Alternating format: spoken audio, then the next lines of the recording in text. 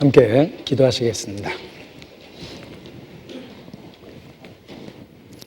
살아계시며 역사하시는 거룩하신 아버지 하나님, 우리를 구원해 주신 것 하나님의 자녀 삼아 주시고 천국의 소망 갖고 이 땅에 살 수 있도록 모든 것을 허락하여 주신 것 진심으로 감사를 드립니다.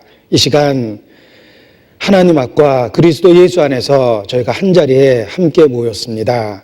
성령께서 친히 주관하여 주시고 하나님의 영광만을 우리 가운데 나타내 주시기를 주님께 간절히 기도합니다. 그 옛날 각색의 병든 자가 주께 도움을 구했을 때 일일이 응답하시고 영육간에 그들의 문제를 주께서 해결해 주셨습니다. 동일한 은혜로서 능력으로서 우리 각 사람 심령에 역사하시고 하나님의 영광만을 나타내 주시옵소서. 먼저 우리 마음과 생각에 변화를 주시고 주님 안에서 살 수 있는 열정을 주시고 또 주의 진리를 깨달을 수 있는 총명도 주시기를 주님 앞에 기도합니다. 우리 스스로 아무것도 할 수 없다는 연약함과 무력함을 깨달을 때마다 더욱 주의 능력을 사모하고 기다립니다. 주께서 친히 마른 뼈에 생기를 불러일으키신 것처럼 우리의 삶에 변화를 주시고 이 마지막 때 우리 모두를 통해서 귀한 역사 이루어 주시기를 주님 앞에 간구합니다. 이 시간도 오직 주의 권능의 손길에 의지합니다. 또 오늘 함께 모이지 못한 형제 자매님들 기억해 주시고 어디에 있든지 주의 진리를 사모하고 주의 몸된 교회로 나올 수 있도록 기회를 주시고 강권하여 주시고 이끌어 주시기를 주님께 부탁을 드립니다. 특별히 어려운 처지에 있는 우리 형제 자매님들 병상에서 고통 중에도 있고 주변의 핍박으로 어려움 속에 있는 분들도 계십니다. 모든 것을 아시는 주께서 함께해 주시고 영육간에 온전케 만들어 주심으로 더욱 주님 안에서 살아갈 수 있는 기회를 주시기를 주님 앞에 간구합니다. 또 많은 진리를 대적하는 세력들 우리 주변에 있습니다. 더욱 살아계시며 역사하시는 주님만을 바라봅니다. 함께하여 주시고 주의 진리를 보호하기 위해서 우리도 영육간에 지켜주시기를 주님 앞에 간구합니다. 이 시간 오직 주의 은혜 가운데 의지합니다. 하나님의 영광만 나타내 주시고 주의 진리로만 우리를 가르쳐 주시옵소서. 저희를 사랑하시고 구원해 주신 우리 구주 예수님 이름으로 기도합니다. 아멘. 네, 성경 구약 성경 사무엘상 7장을 찾겠습니다. 사무엘상 7장 418페이지입니다.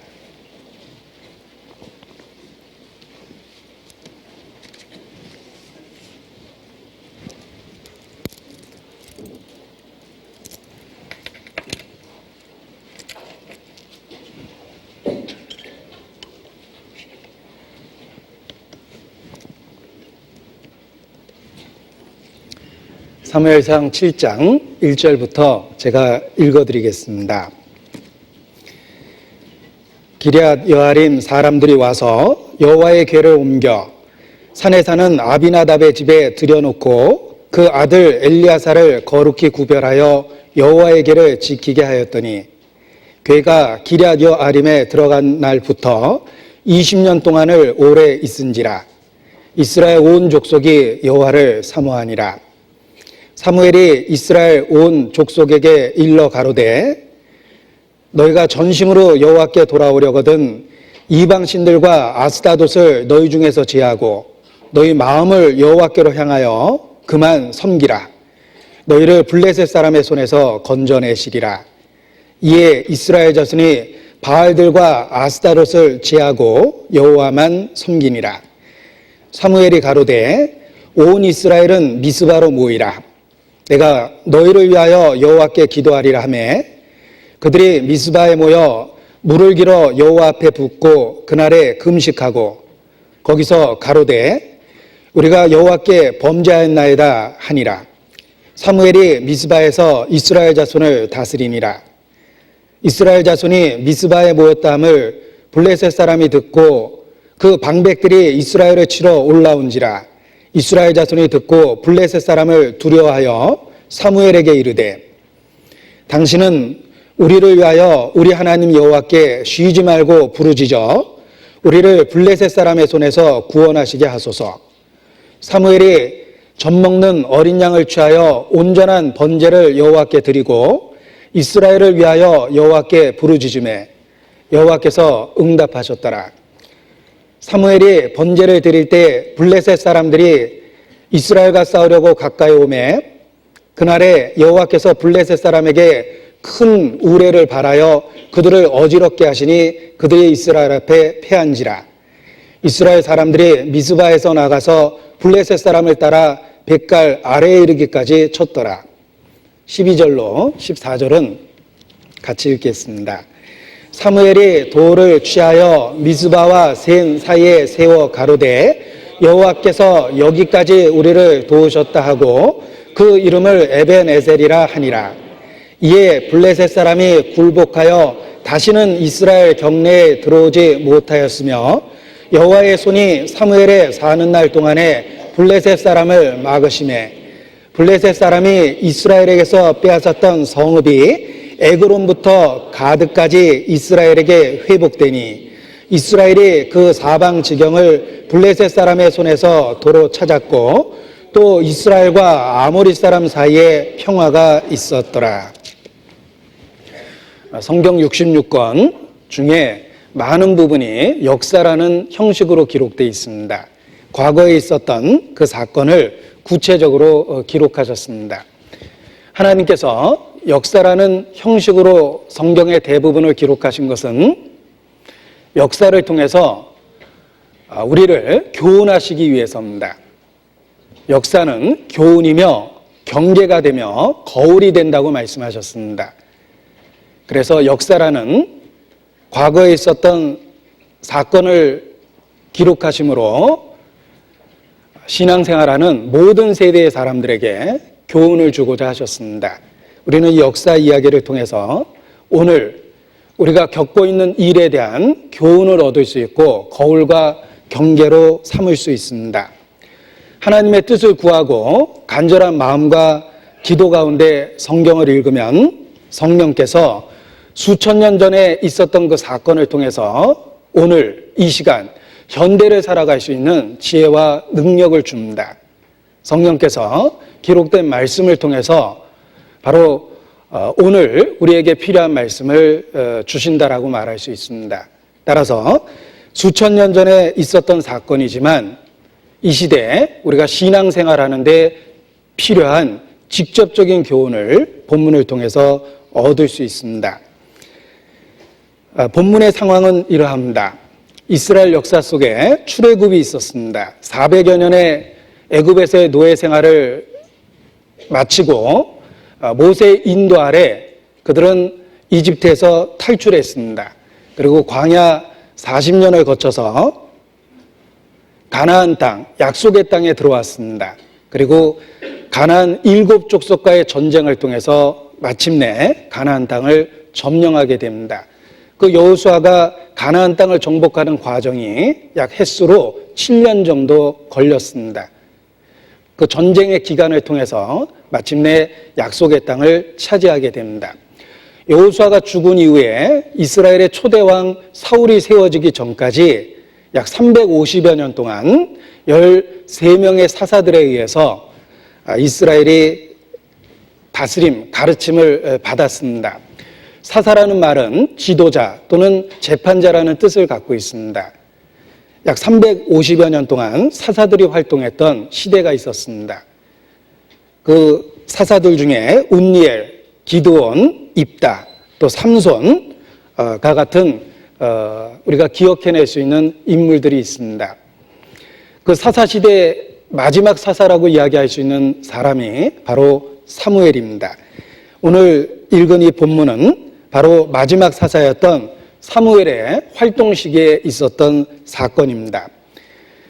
사사시대는 반복되는 악순환이 있었습니다. 이스라엘은 범죄했고 하나님은 징벌하셨습니다.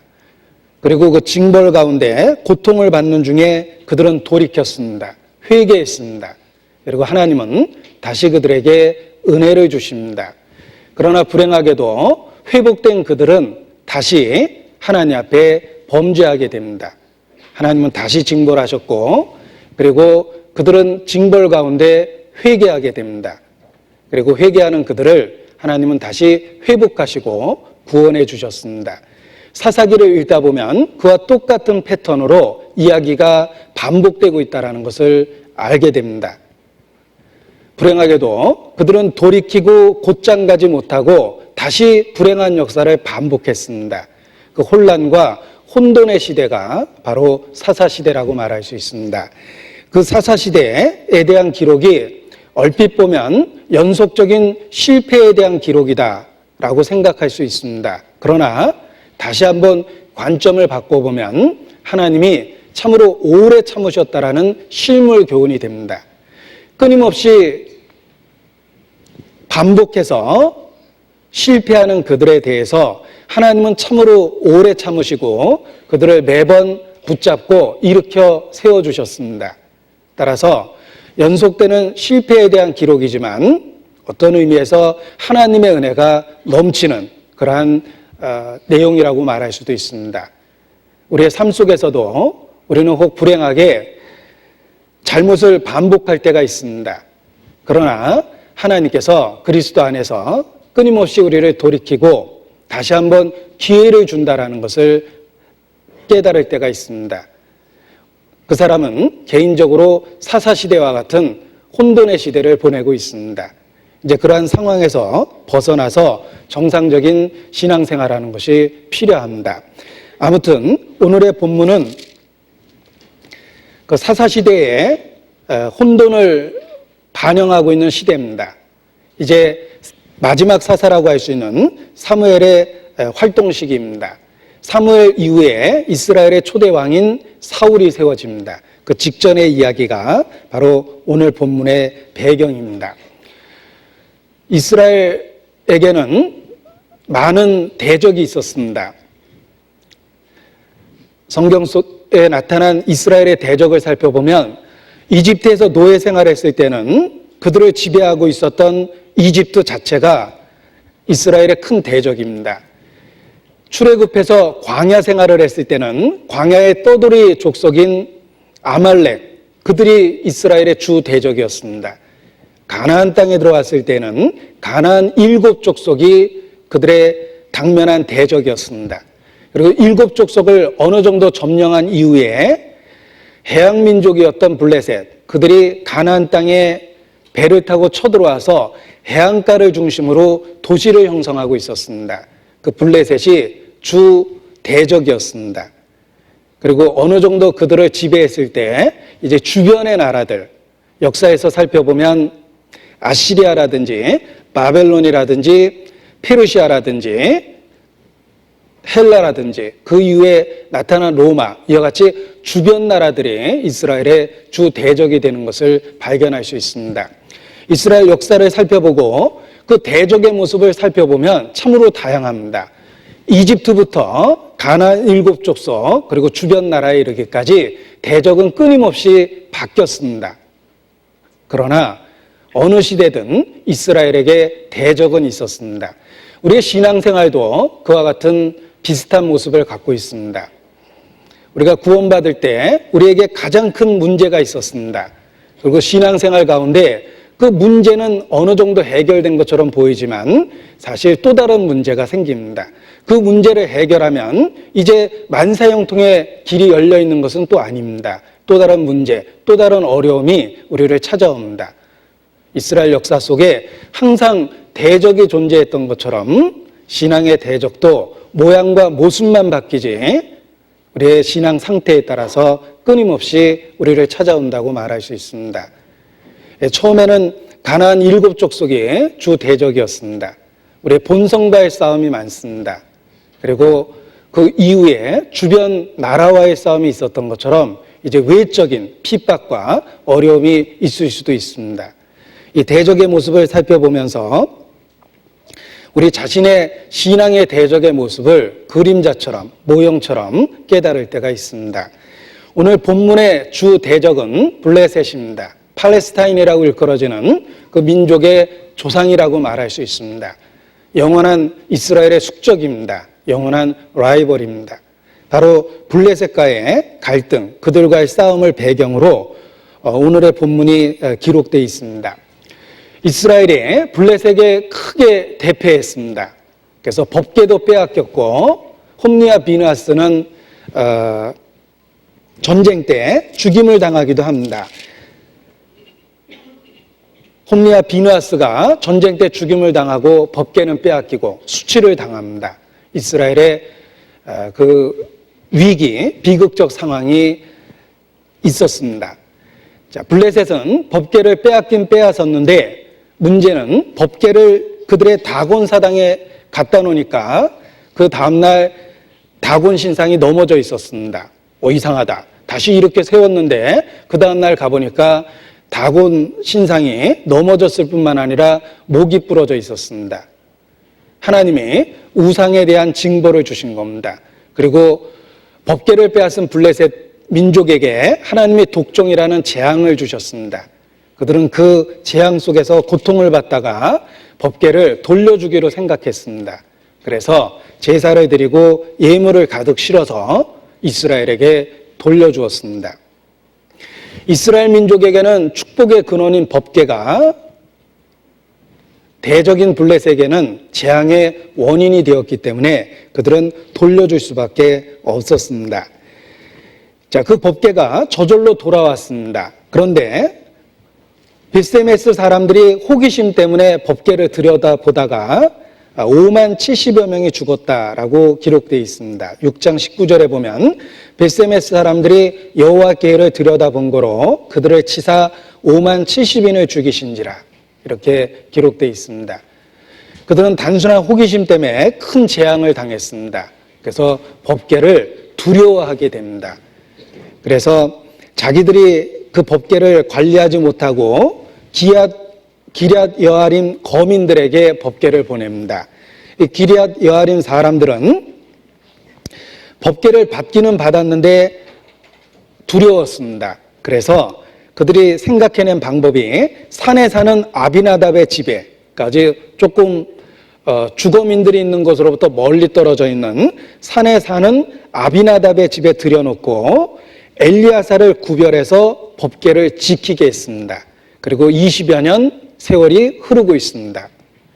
자, 이것이 본문의 상황입니다. 이스라엘은 법궤를 되찾았습니다. 그러나 법궤로 인해서 그들은 징벌을 받았고 더 두려움을 느낍니다.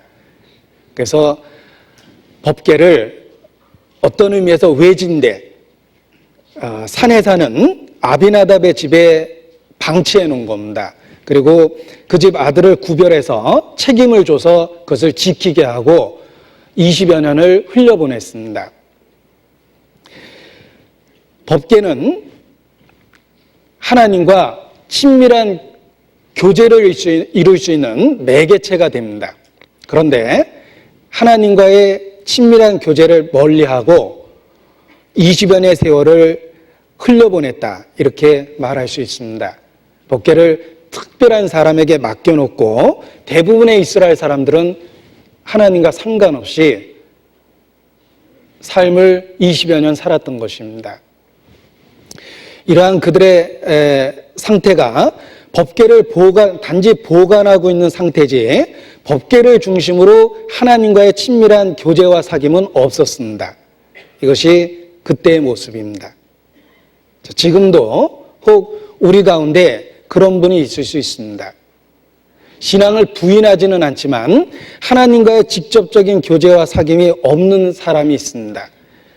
마음 한편 구석에다 하나님에 대한 신앙을 처박아 둔 겁니다. 법궤를 산에 사는 한 사람에게 맡겨놓고 잊어버리고 있는 것처럼 마음 한구석에 신앙 상태를 처박아 놓고 실제의 삶에 있어서는 하나님과 아무 상관없이 사는 사람, 그렇다고 하나님을 완전히 부인한 건 아니죠. 그들이 살고 있는 지역 어딘가에 누군가에 의해서 보관되고 있을 뿐입니다. 자, 이것이 개인적으로 하나님과의 사귐과 교제가 단절되고 신앙이 한편 구석에 처박혀 있는 것과 같은 그런 상태의 모습이라고 말할 수 있습니다. 이것이 혼란의 모습이며 혼돈의 모습이고 하나님 앞에 잘못된 상태임에 틀림이 없습니다. 교회가 새로 독립하는 경우에 있었던 일입니다. 전도인이 없이 조그마한 모임으로 존재했을 때는 모든 성도가 봉사자였습니다. 모임이 활기찼습니다. 드디어 상주 전도인을 받게 됐습니다. 그래서 전도하는 분이 모임에 왔고 이제 그 모임에 봉사할 수 있는 그런 이제 구조, 교회의 모습을 갖게 되었습니다. 그동안에는 구원받은 형제 자매님들끼리 모여서 모임을 운영하고 있었습니다. 모두가 봉사자였습니다. 그런데 상주 전도인이 오시고 나서부터 그분에게 모든 것을 다 맡겨버리고 뒤로 물러가서 활동성을 잃어버리는 경우가 있습니다.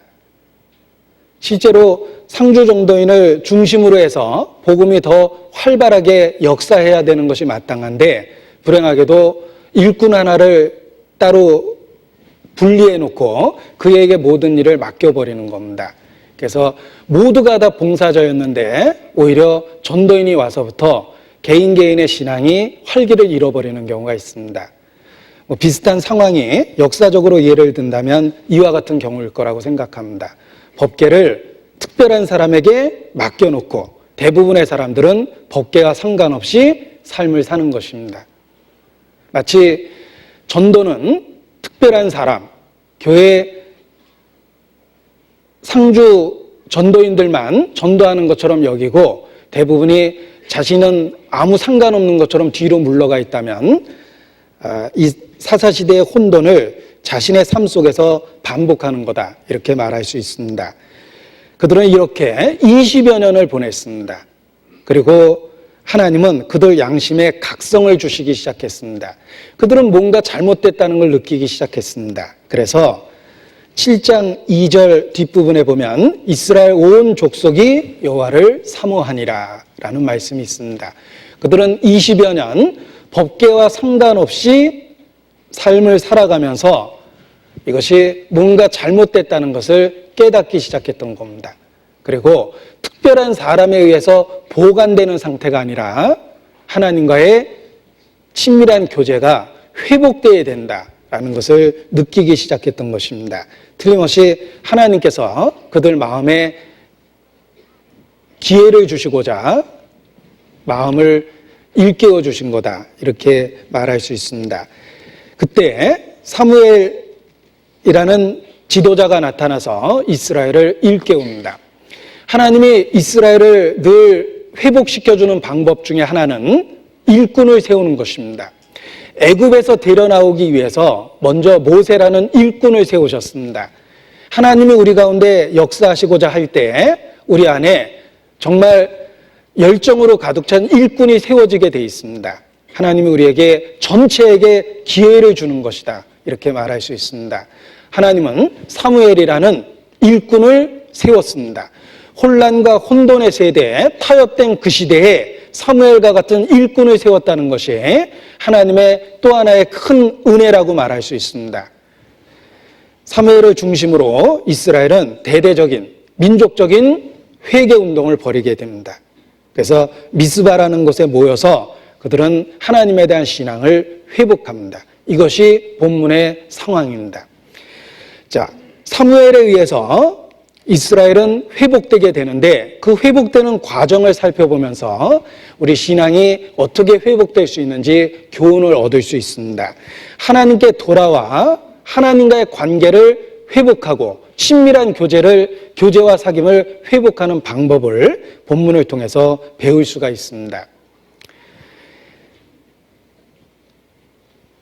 사무엘은 온 이스라엘에게 회개를 촉구합니다. 그들이 여호와께 돌아와야 될 것을 일깨웁니다.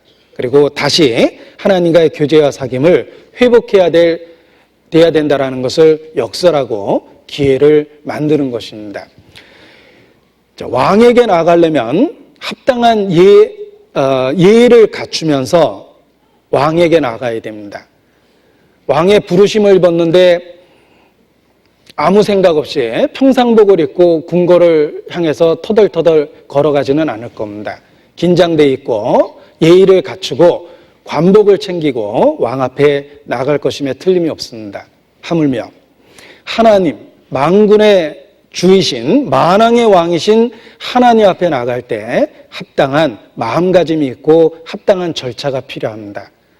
오늘의 본문을 통해서 하나님께 나와 신앙을 회복하는 과정을 우리는 교훈으로 배울 수가 있습니다. 그 과정을 살펴보도록 하겠습니다.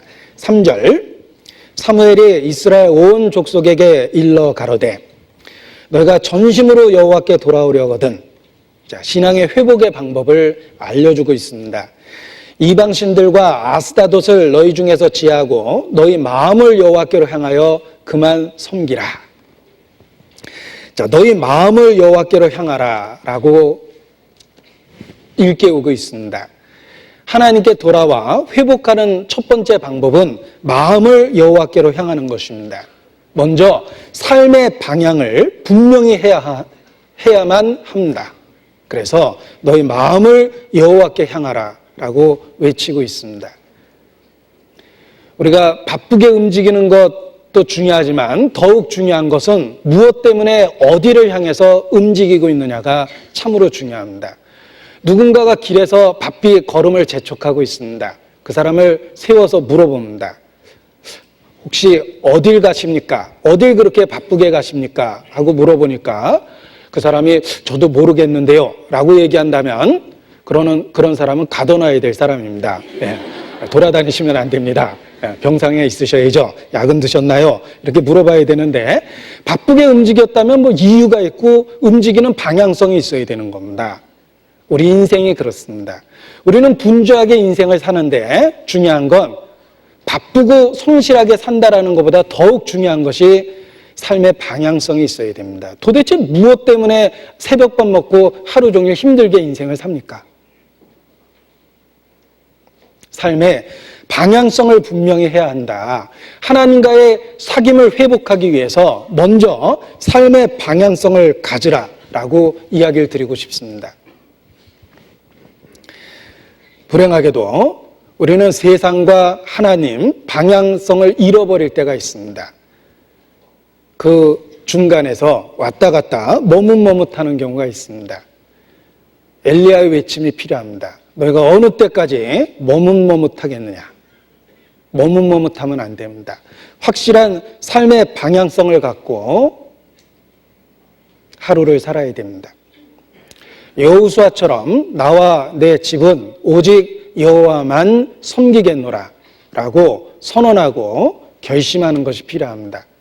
하나님께 돌아오기 위한 첫 번째는 삶의 방향성을 갖는 것입니다. 너희가 음란과 정욕과 술 취함과 방탕함과 연락과 무법한 우상 숭배를 하여 이방인의 뜻을 쫓아 행한 것이 지나간 때가 족하도다라고 되어 있습니다. 지나간 때가 족하도다. 우리가 언제 구원을 받았든 죄는 이미 충분히 족하게 지은 겁니다. 다시 돌이켜서 똑같은 방황을 한다라는 것은 어리석음에 또 다른 어리석음을 범하는 겁니다. 지나간 때가 족합니다. 이제 일어나서 삶의 방향을 찾고 올바른 방향으로 나아갈 때입니다. 스펄전 목사께서 후배 목사들을 향해서 외쳤던 표어가 있습니다. Go forward, 앞으로 나아가라. Go forward, 앞으로 나아가라 라는 말이 목회자들에게 외쳤던 표어입니다. 신앙생활이 그렇습니다. 방향성을 갖고 앞으로 나가야 됩니다. 다니엘이 왜 그 시대의 신앙의 위인이 되었습니까? 다니엘은 뜻을 정했습니다. 그래서 우상숭배의 본거지였던 바벨론에서 평생을 살았지만 유일신에 대한 신앙을 지키고 하나님의 이름을 드러내며 살았습니다. 그가 다니엘, 신앙의 위인이 된 비결은 바로 뜻을 정했기 때문입니다. 삶의 방향성을 가져야 됩니다. 우리가 인생을 길게 사는 게 목적이 아니라 가치 있고 의미 있게 사는 게 목적입니다. 하루를 살아도 주 안에서 살겠다 라는 방향성을 가져야 됩니다. 우리의 마음을 여호와께 향해야 됩니다. 지나간 때가 족합니다. 그래서 교제의 회복은 먼저 삶의 방향을 분명하게 정하는 것이라고 말할 수 있습니다. 그리고 또 사무엘은 이스라엘에게 외치기를 너희가 전심으로 여호와께 돌아오라 라고 외치고 있습니다. 전심으로 돌아오라 라고 말합니다. 원래 하나님을 섬기는 요구되는 계명이 그러합니다. 마음을 다하고 목숨을 다하고 뜻을 다하고 성품을 다하여 여호와 하나님을 섬기라라고 말합니다. 반복되는 말이 있죠. 다하여 전심으로입니다. 하나님을 섬기는 마땅한 예법은 전심으로라고 말할 수 있습니다. 하나님은 그것이 많든 적든 받으십니다. 그러나 있는 대로 받으시지만 부분적으로 받지는 않습니다. 하나님은 전부를 요구하시는 거예요. 그분은 만왕의 왕으로 우리의 모든 것을 요구할 권리가 있습니다. 하나님께 돌아오려면 부분적인 게 아닙니다. 전심으로 돌아오라 라고 말하고 있습니다. 이스라엘이 쉐마라고 해서 아침 저녁으로 외우는 유명한 성경 구절이 있습니다. 신명기 6장입니다. 들으라. 신명기 6장입니다. 그들이 쉐마라는 말이 들으라는 뜻인데 그들은 아침 저녁으로 이 구절을 외웁니다. 신명기 6장 4절 5절입니다.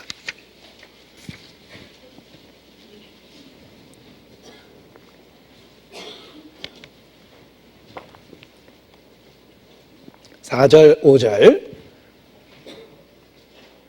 같이 읽겠습니다. 이스라엘아 들으라. 우리 하나님 여호와는 오직 하나인 여호와시니 너는 마음을 다하고 성품을 다하고 힘을 다하여 내 하나님 여호와를 사랑하라. 여기 다하라는 말이 바로 전심을 요구하는 것입니다. 하나님은 부분을 요구하는 것이 아니라 크든 적든 우리의 모든 것을 요구하신다. 그는 우리의 모든 것으로 마땅히 경배받아야 될 만왕의 왕이십니다. 그래서 전심으로 하나님께 돌아오라라고 요청을 하고 있는 것입니다. 본문 다시 보겠습니다. 사무엘상 7장에 보면 전심으로 돌아오라라고 말을 했고 6절에 이런 표현이 있습니다. 7장 6절. 그들이 미스바에 모여 물을 길어 여호와 앞에 붓고 그날에 금식하고 거기서 가로되 그랬습니다. 물을 길어 붓고 금식했다. 이것이 간절한 마음 또 전심으로 돌아오는 외적 표현이라고 말할 수 있습니다. 자, 하나님에 대한 헌신을 물을 길어 붓는 것으로 표현합니다. 물을 길어서 부으면 붓는다라는 말이 이렇게 쏟아붓다라는 뜻입니다. 쏟아 부으면 남는 게 없습니다. 물이 유동성이 있죠. 쏟으면은 남는 게 없는 게 물입니다. 하나님 앞에 남겨두면 안 된다라는 거예요. 아나니아 삽비라를 기억해 보십시오. 하나님은 얼마를 바쳤느냐라는 양을 계산한 게 아니라 남겼느냐 안 남겼느냐를 본 겁니다. 쏟아 붓는다라는 말 자체가 하나님에 대한 헌신을 의미하며 쏟아 부으면 남는 것이 없습니다. 그리고 또 있습니다. 쏟아 부은 물은 절대 주워 담을 수 없습니다. 되돌릴 수 없습니다. 하나님에 대한 결심은 되돌려서는 안 되는 거예요. 왕에게 한 약속이기 때문에 그렇습니다. 돌이킬 수가 없는 거예요. 우리가 하나님 앞에 나올 때는 전심으로 나와야 됩니다. 쏟아 붓듯이 남겨둔 것이 있으면 안 됩니다. 그리고 되돌릴 수 없다는 걸 알아야 됩니다. 철로역정의 기독도가 좁은 문을 통과해서 구원을 받았습니다. 그리고 갑옷을 입혀주는데 재미난 건 갑옷이 앞에만 가리게 돼 있습니다. 완전히 무장되어 있는 상태였지만 치명적인 단점은 뒤는 가릴 부분이 없었다는 거예요. 돌이키면 죽는 겁니다. 그러나 앞으로 나가면 완전한 무장이 됩니다. 신앙생활이 그렇습니다. 신앙생활은 앞으로 나아가는 것만 있습니다. 돌이킬 수가 있는 게 아닙니다. 쏟아 부으면 주워 담을 수 없듯이 신앙은 앞으로만 나가게 돼 있습니다. 그래서 어떤 의미에서 신앙을 자동차에 비유한다면 전진만 있습니다. 후진 기아가 없는 자동차와 마찬가지입니다. 비행기는 제가 확인하려고 했는데 미처 확인을 못했습니다. 제가 주워 들은 정보로는 후진할 수 없는 게 비행기다라고 이야기를 들었습니다.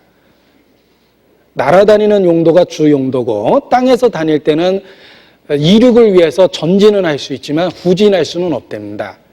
그럼 후진할 경우가 있으면 어떻게 하냐? 타원을 그리거나 아니면 뒤에서 다른 동력을 갖고 있는 자동차가 끌어서 뒤로 당겨주는 거다. 이렇게 들었는데 사실 제가 확인을 못했습니다. 확인을 해보려고 했는데 아무튼 예화로 사용을 할 수가 있습니다. 그리스도인은 날아다니는 때가 제일 편합니다. 원래 그렇게 만들었거든요. 후진은 불가능합니다. 자, 이 새가 처음 창조되었을 때 하나님 앞에 불만이 많았답니다. 아이고 다들 미끈미끈한 몸매를 갖고 있는데 우리만 이 불편하게 뭘 이렇게 달아놨냐고 입이 삐쭉 나왔답니다. 새가 다 나왔잖아요. 다들 몸매가 저렇게 미끈미끈한데 우리만 이렇게 뭘 이렇게 성가시게 달아놨냐고 막 불평이 대단했답니다. 하나님께서 야, 내가 너희한테 특별한 선물을 준 거야. 너 그 땅에서는 불편하지만 한번 움직여봐. 날아오르죠. 너희에겐 특별한 선물을 준 거란다. 라고 이렇게 이야기했다는 그런 만든 이야기가 있습니다. 아무튼 새는 특별한 선물을 받았죠. 날아다닐 수 있는 선물을 받았지만 문제는 날개가 지상에서는 거추장스럽다는 거예요. 그리스도인은 새입니다. 날아다니면 남들이 모르는 굉장한 기쁨을 맛보고 삽니다. 그런데 날개를 갖고 땅에서 살려면 부닥치게 돼 있어요. 성가시고 귀찮습니다. 우리의 민감한 양심이 세상에서 사는 데는 불편합니다. 그러나 그리스도인답게 사는 데는 엄청난 도움이 됩니다. 그리스도의 피로 씻긴 각성된 양심이 주님을 섬기는 데는 큰 도움이 됩니다. 날아다닐 수 있습니다. 그러나 타협해서 땅에서 살려면 거추장스러운 거예요. 우리는 날아다니는 존재입니다. 후진 기아가 없습니다. 쏟아 부은 건 주워 담을 수가 없는 거예요. 하나님에 대한 헌신은 전신입니다. 쏟아 부은 겁니다. 남겨둔 것도 없고 되돌릴 수도 없는 겁니다. 그것이 전심으로 하나님께 나오는 모습이다 라고 말할 수 있습니다. 이 물을 붓는 모습이 바로 하나님 앞에 헌신되는 모습을 모형으로 그림으로 표현해 준 겁니다. 에레미야 애가입니다. 2장 찾겠습니다. 에레미야 애가 2장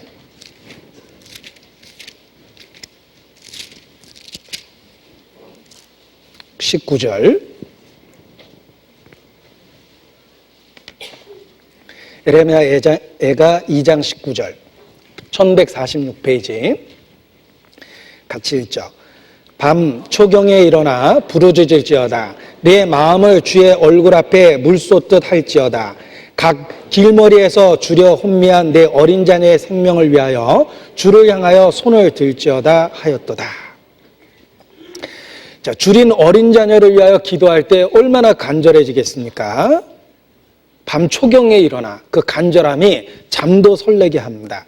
그리고 그냥 기도하는 게 아니죠. 부르짖을지어다.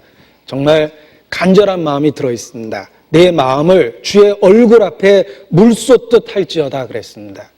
이것이 제사에서 물을 쏟아 부은 모습으로 표현되어 있는 간절함, 전심이라고 말할 수 있습니다. 내 마음을 주의 얼굴 앞에 물 쏟듯 할지어다. 하나님께 돌아올 때 작든 크든 전부를 갖고 나와야 됩니다. 전심이 필요합니다. 마음을 다하고 목숨을 다하고 뜻을 다하고 성품을 다하여 내 하나님 여호와를 사랑할지어다 말씀하셨습니다. 대접받고자 하는 대로 너도 남을 대접하라. 이것이 선지자의 율법의 강령이니라. 선지자와 율법의 가르침의 핵심이라는 뜻입니다. 대접받고자 하는 대로 너도 남을 대접하라. 보십시오. 하나님께서 우리에게 모든 것을 요구하셨습니다. 그 이유는 하나님께서 먼저 우리에게 모든 것을 다 주셨기 때문입니다. 하나님이 우리에게 나올 때도 전심으로 나오셨습니다. 그래서 우리에게 전심을 요구하는 겁니다. 하나님이 전심으로 나왔다라는 확실한 증거가 있습니다. 십자가입니다. 비참하게 못 박혀 있는 독생자의 모습은 하나님이 전심으로 우리에게 나왔다라는 가장 확실한 증거입니다. 아들을 아끼지 않고 내어주신 그 십자가가 하나님의 전심을 보여줍니다. 하나님은 결코 우리에게 부분을 주지 않으셨습니다. 마음을 다 주고 목숨을 다 주셨습니다. 그래서 우리에게 이제 요구할 권리가 있으십니다. 전심으로 나오라. 내가 너희를 그렇게 대우했던 것처럼 너희도 내게 전심으로 나오라 라고 요구하실 수 있습니다. 우리는 그의 요구가 마땅하다라는 양심의 응답을 갖고 있습니다. 그가 목숨보다 더 자신에 대한 사랑을 요구했을 때 우리는 그것이 당연하다고 마음의 응답이 됩니다. 정말 십자가의 진리를 마음에 붙들고 있다면 그가 내게 목숨을 요구해도 그건 당연한 겁니다. 그분이 그렇게 먼저 주셨기 때문입니다. 아비나 어미를 나보다 더 사랑하는 자는 내게 합당하지 않고 아들이나 딸을 나보다 더 사랑하는 자도 내게 합당하지 않다라고 말씀하셔도 우리 마음에 아무런 이의가 없습니다. 그렇습니다. 마음에 인정할 수밖에 없습니다. 그분이 우리에게 그렇게 먼저 사랑을 주셨기 때문입니다. 십자가가 그것을 우리에게 확증해 줍니다. 마땅히 그러한 은혜를 정말 우리가 체험했다면 전심으로 나오라는 주님의 요구에 응답을 해야 됩니다. 물을 쏟아 부었듯이 마음을 쏟아 부어야 됩니다. 그런 마음이 하나님께 나와야 되는 올바른 마음이다 라고 말할 수 있습니다. 전심으로 나와야 됩니다. 또 전심으로 나와야 된다는 말은 우리의 삶의 모든 영역에 있어서 하나님을 인정해야 된다는 뜻입니다.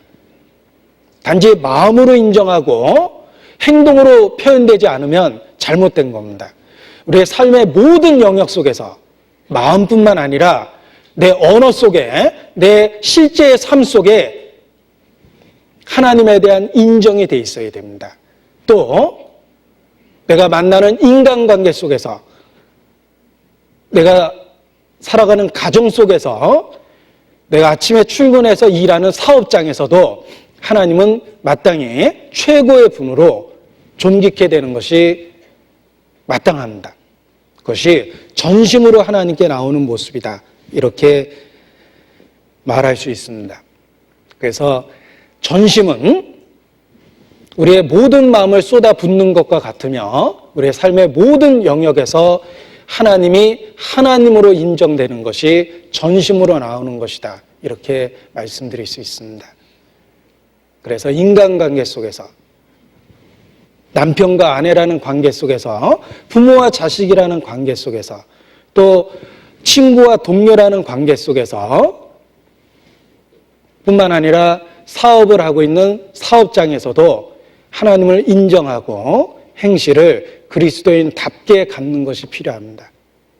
그것이 우리가 전심으로 하나님께 나아오고 있는 모습이다. 이렇게 말씀드릴 수 있습니다.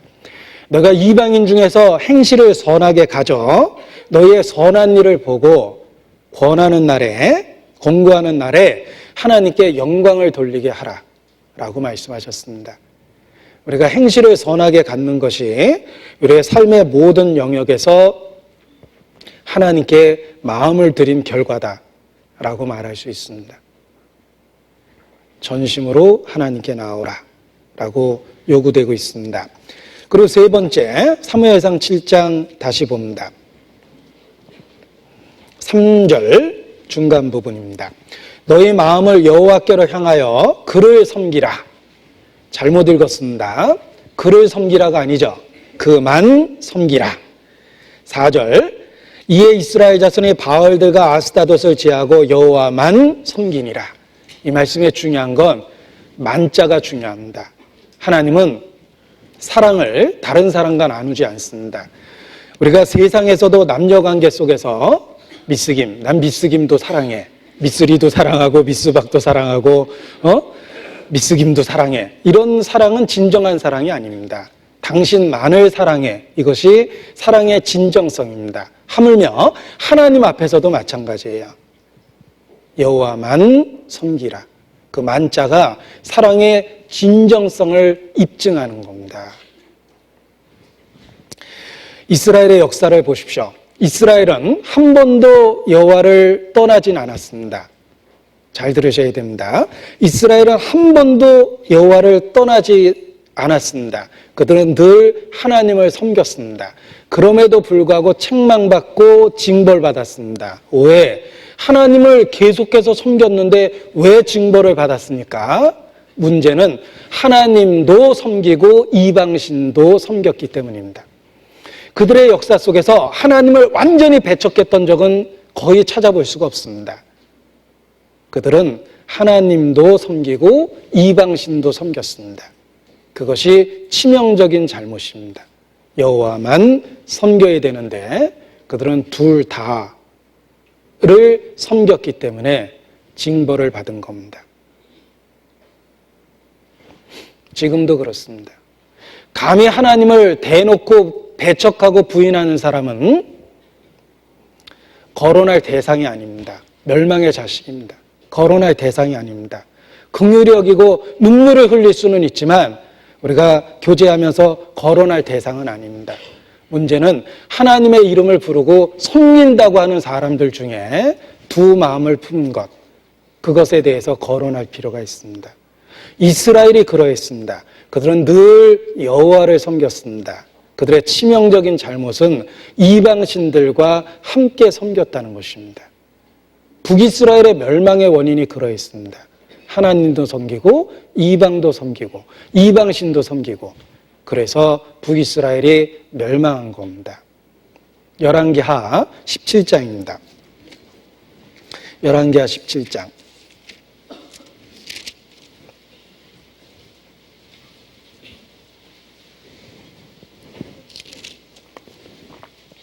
(33절)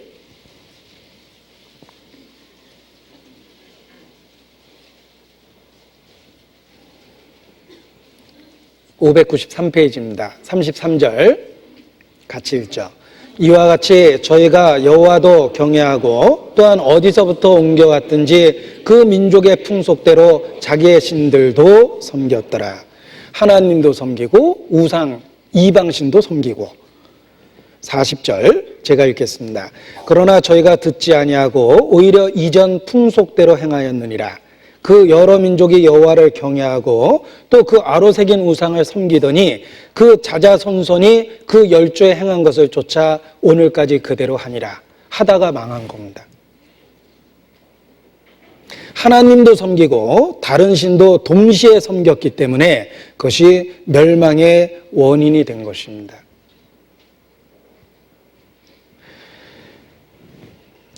천국은 좁은 문입니다. 좁은 문입니다. 정말 예수님의 이름만 부르면 다 구원을 받는다면 좁은 문이라는 성경 구조를 없애버려야 돼요.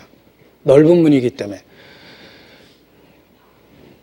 전 세계 모든 인구의 40% 정도가 예수님의 이름을 부르고 있다라고 이야기합니다. 교파의 차이를 초월해서 예수님을 구주로 믿는 사람이 전 세계 인구의 40% 정도라고 이야기합니다. 좁은 문입니까? 왜 성경에 좁은 문이라고 되어 있습니까? 나더러 주여 주여 하는 자마다 다 천국에 들어갈 것이 아니기 때문에 그렇습니다. 복음적인 설교하는 사람 많습니다. 복음적인 교리 믿는 사람 많습니다. 그럼에도 불구하고 왜 좁은 문입니까? 그들이 세상과 겸하여 이교적인 것을 함께 갖고 있기 때문에 그렇습니다. 치명적인 잘못을 함께 갖고 있기 때문에 복음이 복음되지 못하는 거예요. 새 포도주를 험푸대에다 넣으면 푸대도 버리고 포도주도 버린다고 그랬습니다. 복음을 다른 것과 섞으면 복음의 효과가 없어집니다. 열정적으로 복음을 설교하던 설교자가 사실은 이단적 교리를 갖고 있는 경우도 있습니다. 복음은 있죠? 복음 외에 다른 것이 있기 때문에 치명적인 잘못을 범한 겁니다. 중요한 건 섞여 있다라는 거예요. 둘 다 갖고 있다라는 겁니다. 그래서 하다못해 이상한 PD수첩에 나온 교회도 속죄에 대한 예수 그리스도에 대한 이야기를 똑같이 합니다. 여기도 복음 있네. 착각입니다. 복음도 있고 다른 것도 있습니다. 다른 것 때문에 복음의 효과가 없어지는 거예요.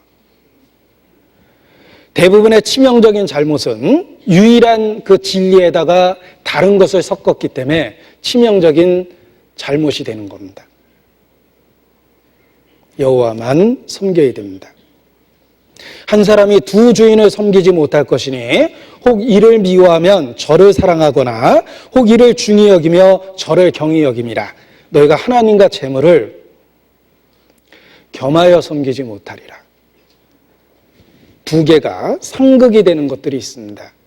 어떤 약은 따로따로는 의미가 있는데 함께 먹으면 잘못된 반응을 일으키는 경우가 있습니다. 복음은 복음일 뿐입니다. 그런데 다른 것을 섞으면 그때부터 복음의 효과가 없어지는 겁니다. 역사가 멈춰버리는 겁니다. 그래서 굉장한 무리를 일으키는 교파의 가르침에 복음이 들어있을 수도 있다는 거예요. 그런데 문제는 치명적인 다른 게 섞여 있기 때문에 복음이 복음되지 못하는 겁니다. 주의 잔과 귀신의 잔을 겸하여 마시지 못할 거라고 그랬습니다. 귀신의 가르침과 섞었기 때문에 복음의 역사가 멈춰버린 겁니다. 진리는 진리로서만 존재한다. 여호와만 섬겨야 된다. 이렇게 말할 수 있습니다. 그리고 실제 우리의 삶에 있어서도 그리스도인의 간증이 힘을 잃고 사람들에게 조롱거리가 되는 경우가 있습니다. 그 이유가 세상과 겸하여 삶을 살아가고 있기 때문에 우리의 간증이 효과가 없는 겁니다. 우리는 말로 진리를 얘기하고 실제 삶에서 진리와 상관없이 삶을 살아가고 있다면 우리의 삶이 우리가 전한 진리의 효과를 없애버린 겁니다. 내가 세상과 벗된 것이 하나님과 원수 되게 하는 것임을 알지 못하느냐라고 야고보서가 우리에게 경고했던 말씀을 기억해 보십시오. 세상과 벗돼서 그리스도인의 간증이 힘을 발할 수가 없습니다. 우리가 하나님께 돌아오기 위해서 올바른 신앙을 회복하기 위해서 하나님과의 친밀한 사귐과 교제를 회복하기 위해서 여호와만 섬긴다라는 진리를 분명하게 세워야 됩니다.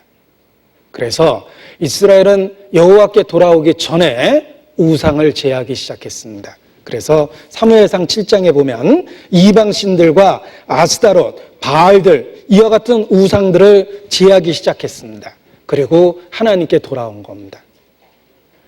우리가 여호와만 섬기기 위해서 우리 삶에 깊숙이 들어와 있는 이방신들, 바알, 아스타롯을 제하여 버려야 됩니다. 바알과 아스타롯은 모양만 바뀌었지 우리 시대에 우리 마음속에 그대로 있습니다.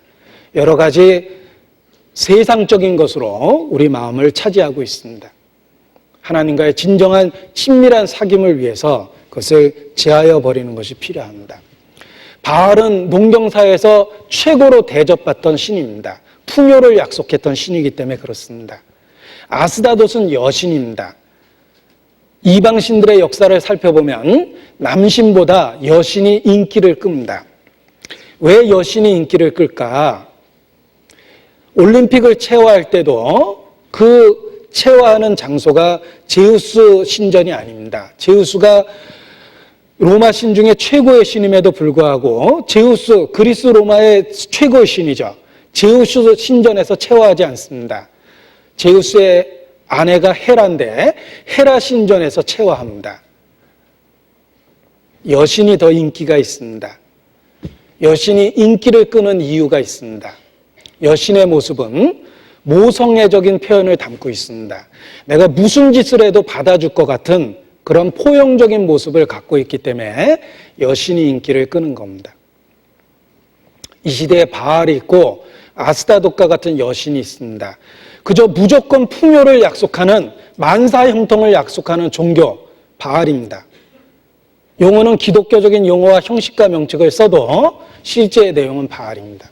또 아스타돛의 모양을 갖고 있는 기독교도 있습니다. 무조건적인 사랑과 포용만을 외치는 겁니다. 여신의 모습이죠. 모성애적인 모습만 강조하고 내가 무슨 짓을 해도 그저 받아줄 것만과 같은 모습이 바로 아스타돛, 당시의 여신입니다. 우리가 믿는 하나님은 십자가에서 만난 하나님입니다. 공의와 사랑을 같이 갖고 계십니다. 죄를 타협할 수 없는 하나님입니다. 십자가의 이중성 기억하셔야 됩니다. 하나님은 공의의 하나님입니다. 공의를 절대 굽히지 않습니다. 아들을 못 박을 만큼 죄를 미워하십니다. 그에게는 어둠이 없으십니다. 내가 거룩하니 너희도 거룩할지어다. 절대 타협되지 않는 진리입니다. 그것이 십자가입니다. 그리고 또 한편에 그럼에도 불구하고 우리 죄를 위해서 죽으시고 우리 죄를 용서하신 하나님의 사랑이 있습니다. 우리가 십자가를 통해 하나님을 알게 되었다는 건 공의와 사랑을 알게 됐다는 겁니다. 하나님의 빛과 하나님의 사랑을 둘 다 알게 됐다는 겁니다. 아스타돛처럼 공의를 버리면 여신이 되는 거예요. 모양만 바꿨지 일종의 우상숭배입니다. 별의별 짓 다 하면서 하나님이 사랑 가운데 자기를 받아줄 것처럼 착각하면 아스타돛과 같은 여신을 섬기고 있는 겁니다. 정말 살아계신 여호와께 나오기 위해서 이방신을 제하고 바알을 제하고 아스타돛을 제해야 됩니다. 우상을 버리고 그리고 하나님 앞에 나오는 것, 그것이 하나님과의 사귐을 회복하는 방법입니다.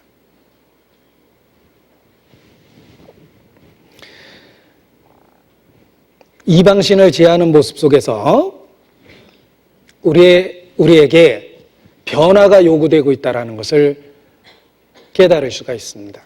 우리가 하나님과의 친밀한 교제를 위해서 우리의 삶에 타협된 죄들, 감춰진 죄들, 그리고 고질화된 죄들, 습관적인 죄들로부터 벗어나야 되는 거예요. 그것이 하나님과의 친밀한 사귐을 만들어줍니다. 그 죄로부터 벗어나는 방법을 주셨습니다. 그 끈질기게 붙어있는 죄로부터 벗어나는 방법이 있습니다. 세상에 대하여, 죄에 대하여, 정욕에 대해서 죽은 자처럼 여기는 겁니다. 죽은 자는 더 이상 유혹에 시달리지 않습니다. 세상에 대하여 십자가에 못 박힌 것으로 여기는 것, 그것이 신앙생활이요 매일의 삶 속에서 마땅히 주님을 쫓아가면서 이루어져야 될 하나의 과정이라고 말할 수 있습니다. 로마서 6장입니다. 5절, 로마서 6장 5절.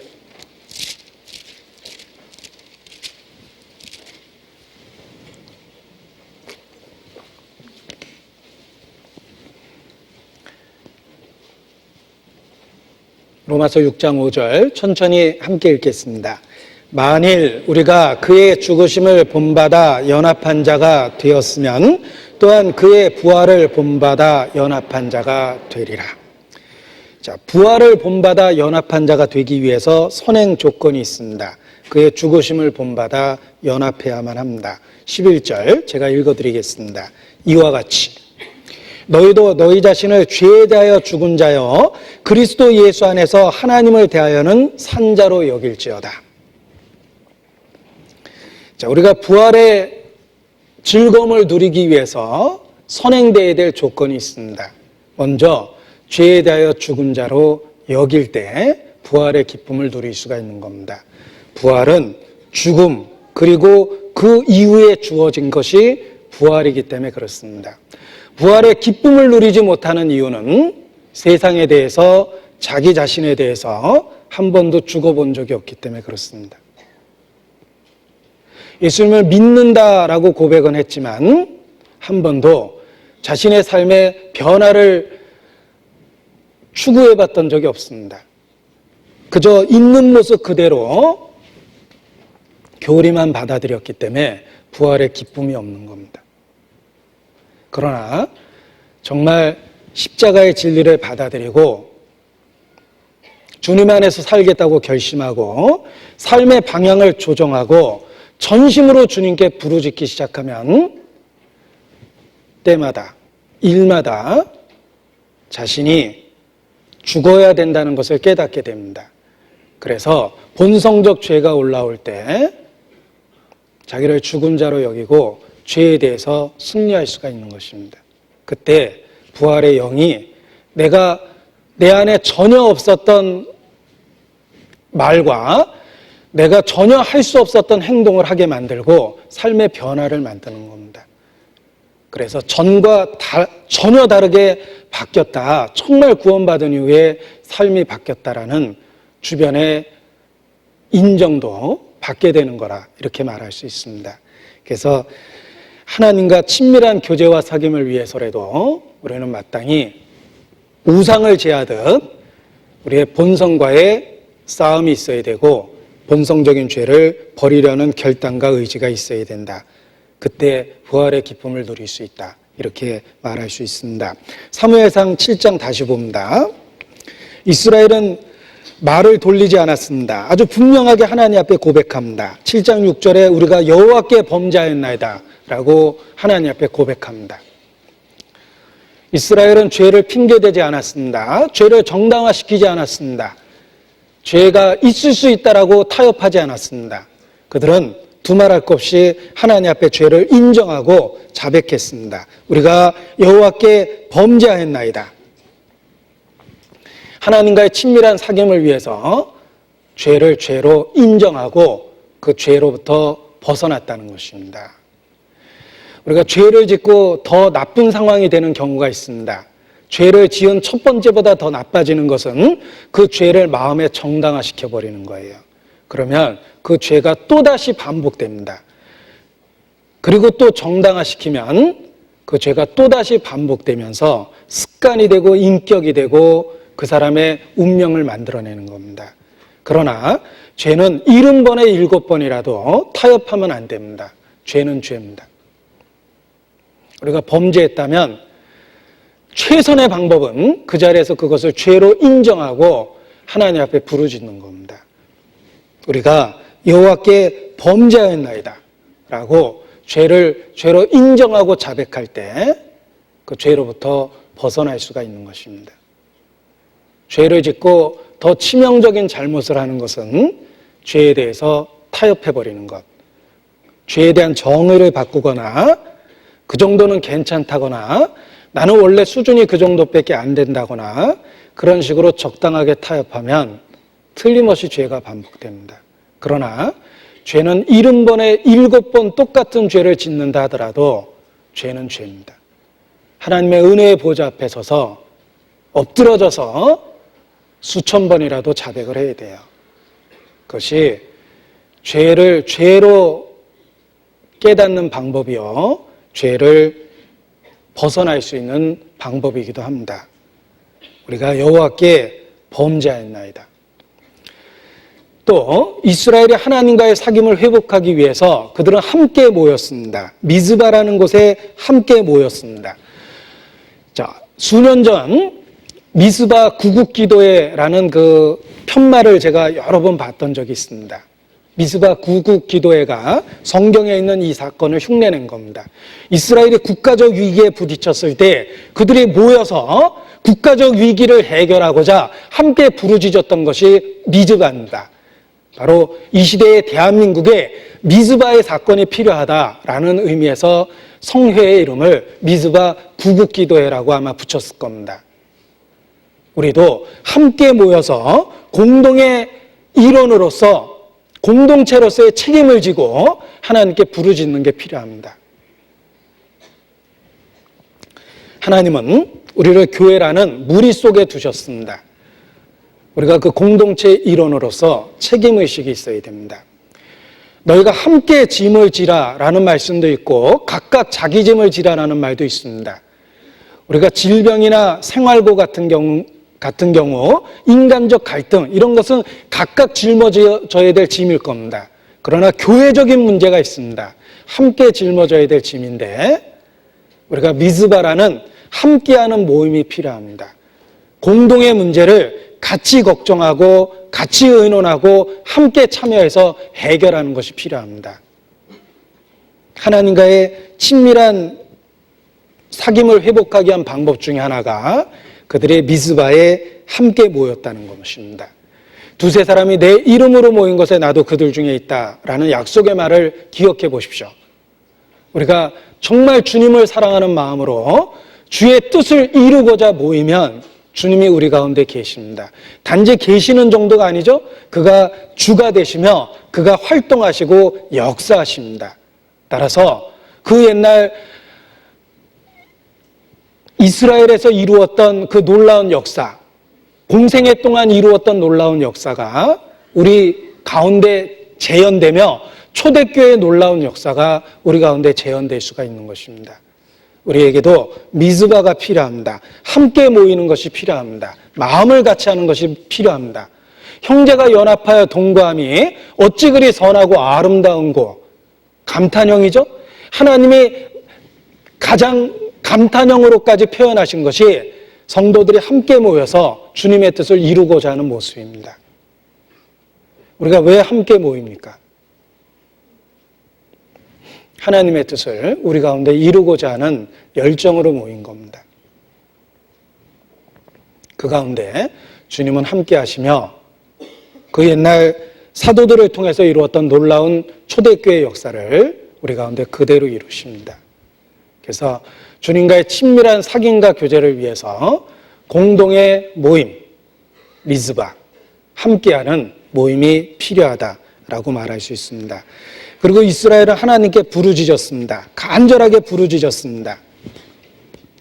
8절에 보면 우리 하나님 여호와께 쉬지 말고 부르짖어라고 되어 있습니다. 자, 쉬지 말고 부르짖어라는 말을 순서를 바꿔보죠. 부르짖기를 쉬지 말라, 이런 뜻입니다. 바꿔도 마찬가지 뜻이에요. 쉬지 말고 부르짖어라는 말이나 부르짖기를 쉬지 말라는 말이나 똑같습니다. 자, 부르짖기를 쉬지 말라. 기도는 일회성이 아니라는 거예요. 정말 기도하셨습니까? 했죠. 네. 그런데 문제는 일회성이라는 거예요. 단 한 번 기도했습니다. 그래서 아무런 응답을 못 받은 거예요. 부르짖기를 쉬지 말아야 됩니다. 기도는 계속적이고 반복적입니다. 우리의 간절한 소원, 주님 안에서 간절한 소원, 주님 뜻대로 살고자 하는 마음도 있고 주님의 뜻을 이 땅에 이루고자 하는 열정도 있습니다. 그런데 그것을 정말 실현하기 위해서는 부르짖기를 쉬지 말아야 됩니다. 일회성 기도가 아니라 우리의 삶에 반복되어야 될 기도다라고 이렇게 말할 수 있습니다. 그것이 변화를 만들어내고 하나님과의 회복을 만들어내는 겁니다. 그리고 그들이 하나님께 돌아오기 위해서 가장 중요한 것이 있었습니다. 그것이 희생제사예요. 9절입니다. 보십시오. 하이라이트입니다. 사무엘이 젖먹는 어린 양을 취하여 온전한 번제를 여호와께 드리고, 자, 이것이 제일 중요합니다. 보십시오. 방향을 정하고 마음의 결심을 하고 전심으로 다가오고 우상을 제하고 아무리 해도 희생제사가 없으면 하나님의 응답이 없습니다. 중요한 건 희생제사입니다. 그 희생제사를 통해서 하나님이 응답하셨다라는 말이 붙어 있는 겁니다. 그래서 9절에 어린 양을 취하여 제사 드렸다는 이야기가 있고 9절 마지막 부분이 무엇입니까? 여호와께서 응답하셨더랍니다. 그렇습니다. 희생제사 속에서 응답하신 것입니다. 우리의 모든 부르짖음을 유효하게 만드는 것은 그리스도의 속죄입니다. 우리가 예수 그리스도 안에 있고 그의 이름으로 기도하고 그의 십자가의 사역을 의지해서 나아가기 때문에 하나님이 우리의 미약한 마음이나마 꿈틀거림이나마 신음소리나마 듣고 응답하실 수가 있는 겁니다. 여러분, 벌레가 내게 부르짖었다고 해서 내가 귀를 기울이지는 않습니다. 벌레가 간절하게 울부짖었다고 해서 귀를 기울이는 건 아니겠죠? 엄청난 신분의 차이가 있지 않습니까? 피조물과 창조주가 그렇습니다. 내가 아무리 부르짖어도 십자가가 없다면 응답하시지 않습니다. 십자가로 인해서 우리의 신음과 같은 기도 소리에 응답하시고 벌레 같은 우리의 부르짖음에 엄청난 긍휼로 응답하시는 겁니다. 중요한 것은 희생제사, 희생제물이 있었다는 걸 기억해야 됩니다. 그래서 성경을 읽어보면 제사에 대한 이야기가 그렇게 강조되고 반복적으로 나타나는 겁니다. 우리에게 그리스도가 얼마나 중요하고 십자가가 얼마나 중요한지를 일깨워주기 위해서입니다. 이스라엘 백성이 하나님을 만났던 유일한 장소가 있습니다. 성막입니다. 그래서 회막이라고 그러는 거예요. 성막을 회막이라고 이야기하는 건 하나님을 만나는 유일한 만남의 장소였다는 뜻입니다. 그래서 회막, 만났다라는 뜻을 갖고 있는 겁니다. 성막이 무엇입니까? 짐승이 죽임을 당하는 희생 제사가 드려지는 곳이 성막입니다. 하나님이 우리를 만날 수 있는 유일한 곳이 바로 성막입니다. 우리가 하나님께 응답을 받는 것은 바로 희생 제사를 근거로 해서 응답을 받는 것이다 라는 걸 기억하셔야 됩니다.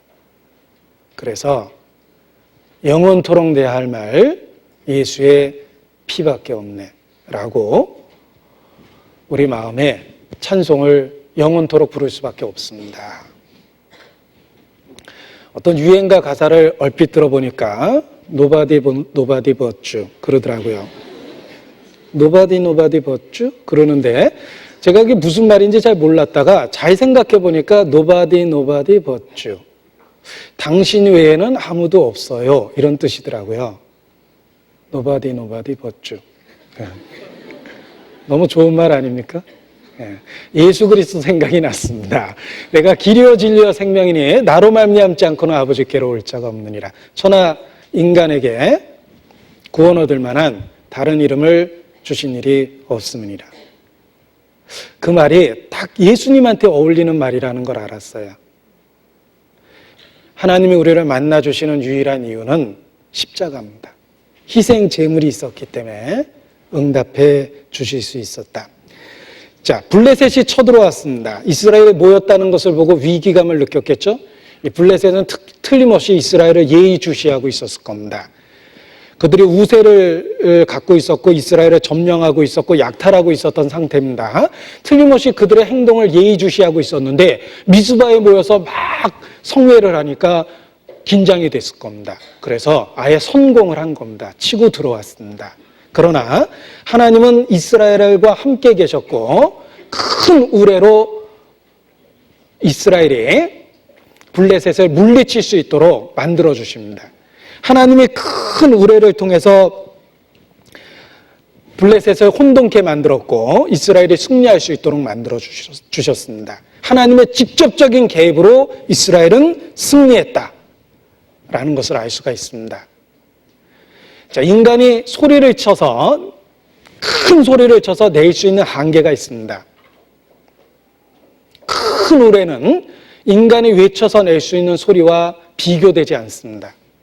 하나님은 큰 우레를 통해서 하나님이 직접적으로 이 전쟁에 개입하고 있다는 것을 선포하신 겁니다. 그래서 이스라엘이 승리했습니다. 이스라엘도 큰 우레 소리를 들었겠죠?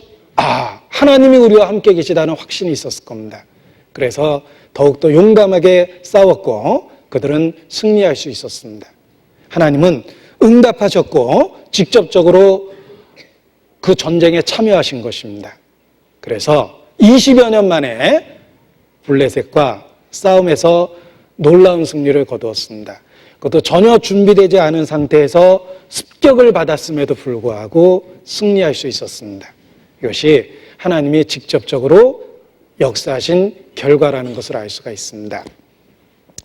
저는 이 사무엘상 7장 10절에 여호와께서 큰 우레를 발하셨다는 말씀 속에서 설교하는 사람으로서 위로를 받았습니다. 왜냐하면 제가 타고난 목소리가 저음입니다. 그래서 앰프를 통해서 설교할 때는 별로 지장을 못 느끼는데 야외 설교할 때는 제가 들어도 답답합니다. 이 총알로 하면은 앞에서 톡톡 떨어지는 느낌을 받아요. 그 뒤에서는 전혀 안 들리는 이제 그런 그 답답한 목소리를 갖고 있습니다. 그래서 예전에 앰프 없었던 시절에 내 태어났으면 설교하기는 아예 글렀다 이런 생각을 하게 되는데, 아무튼 내가 낼 수 있는 소리는 지극히 작지만 성령이 역사하시면 듣는 사람 마음에 큰 우레가 될 것이다 라는 생각을 하게 됐습니다. 내가 본성적으로 천성적으로 낼 수 있는 소리는 저음이고 낮은 소리밖에 내질 못합니다.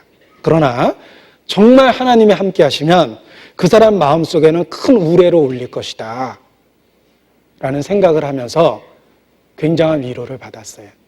그리고 내가 왜 말씀을 전할 때 오직 하나님만 의뢰해야 되는지 더욱 깨닫게 됩니다. 내가 낼 수 있는 소리는 미미합니다.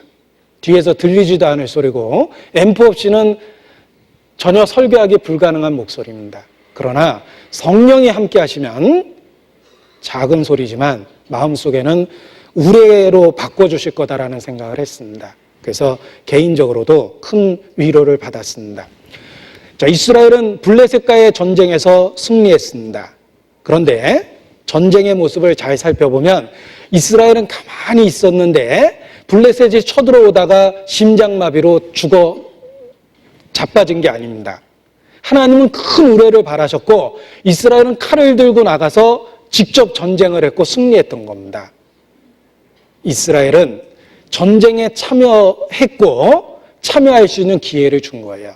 사실 하나님이 블레셋 사람들을 큰 우레와 천둥과 벼락으로 즉사시킬 수도 있잖아요. 그런데 이스라엘이 참여할 수 있도록 기회를 준 겁니다. 이스라엘은 큰 우레를 듣고 믿음을 갖게 되었고 칼을 들고 용감하게 싸울 수 있었습니다. 그래서 전쟁에 승리할 수 있었습니다.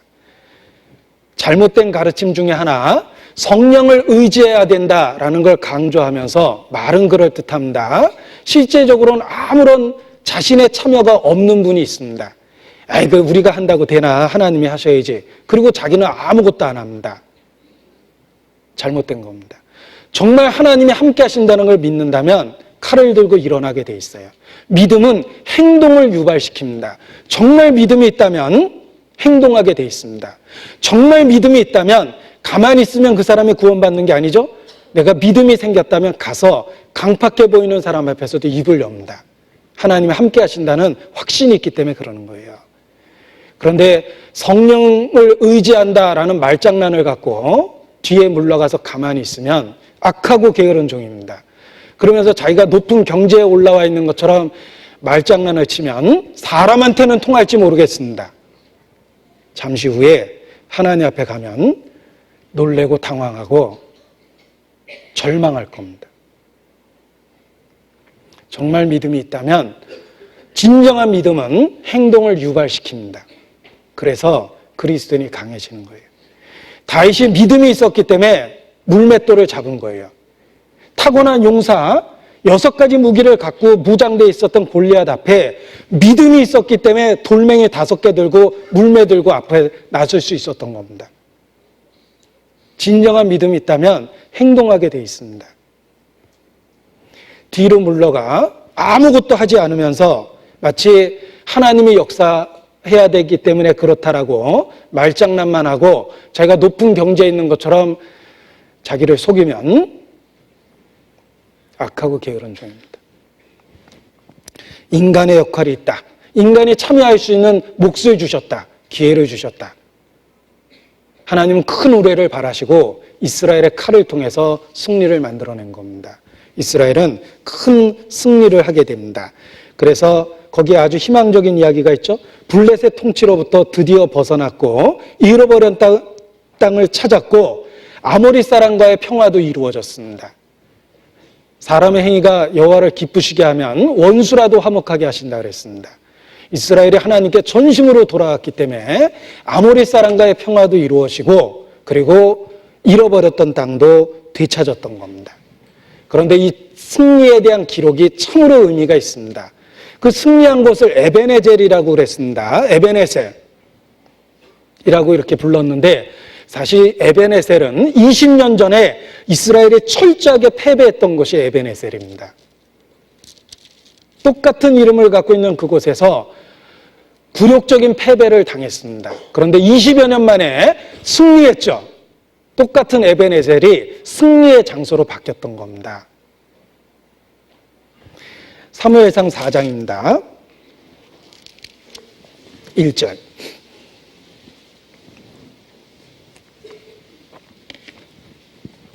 사무엘의 말이 온 이스라엘에 전파되니라. 이스라엘은 나가서 블레셋 사람과 싸우려고 에벤에셀 곁에 진치고 블레셋 사람은 아벡에 진쳤더니 이때 완전하게 패망했습니다. 법궤를 앞세우고 갔다가 빼앗겼죠. 그들은 하나님과의 사귐과 교제 없이 종교적 모양만 갖고 나갔다가 철저하게 패배당했습니다. 그리고 홈리와 비나스는 살해당했고 그리고 법궤는 빼앗겼습니다. 엘리가 그때 뒤로 자빠져가지고 목이 부러져 죽었습니다. 그때 비나스의 아내가 출산을 했는데 출산하면서 죽어가면서 아들을 낳았다고 해도 기쁨이 없었죠. 나라가 망하고 남편이 죽었기 때문입니다. 이가봇이라고 소리치고 죽었습니다. 영광이 떠났다는 뜻이에요. 이가봇이라는 말은 이스라엘 역사상 가장 비극적인 말입니다. 법궤를 빼앗기고 남편이 죽었고 나라가 망했습니다. 이가봇입니다. 그 이가봇의 수치스러운 역사가 있었던 것이 에벤에셀인데 그곳에서 20여 년 만에 승리했습니다. 왜? 회개가 있었죠. 돌이킴이 있었죠. 전심으로 하나님께 나왔죠. 기도가 있었죠. 간구와 부르짖음이 있었죠. 희생제사가 있었습니다. 그래서 반전된 거예요. 에벤에셀이 승리의 장소로 기념된 겁니다. 회개는 반전을 만듭니다. 회개는 극적인 전환을 만듭니다. 우리가 성경을 읽고 위로받는 놀라운 사실이 있습니다. 하나님은 한 번도 실패하지 않은 사람을 쓴 게 아닙니다. 실패했다 하더라도 돌이킨 사람을 쓰십니다. 하나님이 한 번도 실패하지 않은 사람을 썼다라고 하면 우리의 불행한 과거가 우리에게 엄청난 열등감과 포기하려는 마음을 만들어냅니다. 그런데 하나님은 한 번도 실패하지 않은 사람을 쓴 게 아니라 돌이킨 사람을 쓰셨다는 거예요. 예수님을 3번이나 부인했던 베드로를 쓰셨습니다. 왜? 돌이켰기 때문에. 돌이켰기 때문에 인생 반전이 된 거예요. 마가 바울의 사역을 용기 있게 전도 여행을 쫓아나갔지만 너무 힘들었습니다. 중간에 돌아왔어요. 처절하게 실패했죠. 그러나 돌이켰기 때문에 마가는 마가복음을 기록한 사람으로 알려져 있습니다. 돌이켰기 때문에 쓰신 거예요. 만일 하나님이 과거 있는 사람을 쓰시지 않는다면 우리도 열등감을 갖고 자포자기할 수밖에 없는 경우가 틀림없이 있을 겁니다. 그런데 하나님은 돌이킨 사람을 쓰십니다. 돌이켰기 때문에 에벤에셀이 이가봇에서 승리의 장소로 변화됐던 겁니다. 내가 이렇게 살아있다는 건 돌이킬 기회를 주신 거라고 말할 수 있습니다. 에벤에셀이라는 치욕적인 패배의 기록을 갖고 있다면 그곳에서 돌이켜 보십시오. 일어나서 하나님의 이름을 부르고 하루를 살아도 주 안에서 살겠다고 결심하고 부르짖고 십자가를 의지해 보십시오. 인생 반전됩니다. 에벤에셀이 승리의 장소로 기념되기 시작합니다. 이제 에벤에셀은 승리의 장소로 기념되기 시작했습니다. 사무엘은 돌로 기념비를 세웠습니다. 그리고 그 이름을 에벤에셀이라고 부른 거예요. 에벤에셀이 기념의 돌이라는 뜻입니다. 그 장소를 기념하기 위해서 이름을 그렇게 붙인 겁니다.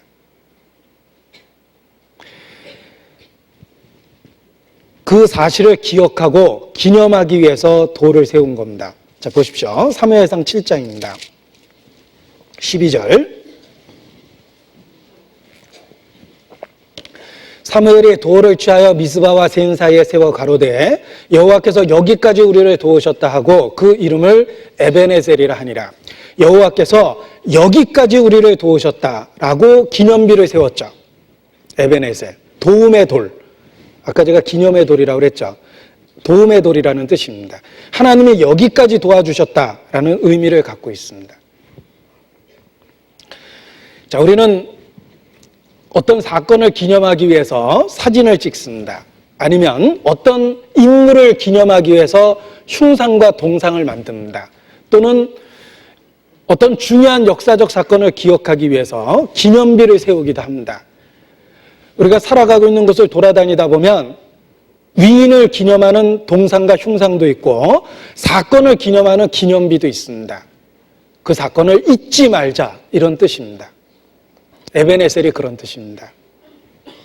하나님이 역사하셨고 승리했던 그 사건, 우리가 돌이켰던 그 사건을 잊지 말자. 그것이 에벤에셀입니다.